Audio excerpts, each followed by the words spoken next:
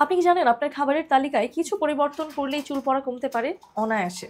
আমি আজ আপনাদের জানাবো এমন কিছু খাবারের কথা যা আপনার চুলকে করবে ঘন, মজবুত এবং চমৎকার। সবার প্রথমে আসি নারকেলে। এই অসাধারণ ফল আপনার চুলের ফলিকল বৃদ্ধি করে, আপনার চুলে পুষ্টি যোগায়, আপনার চুলকে শাইনি করে। নারকেলে থাকা মাঝারি চেইন ট্রাইগ্লিসারাইড আপনার স্ক্যাল্পে রক্ত সঞ্চালন বাড়ায়, যা চুলকে পুষ্টি যোগাতে হেল্প করে। নারকেল তেলে থাকা লরিক অ্যাসিড চুলকে ভেতর থেকে শক্তিশালী করে।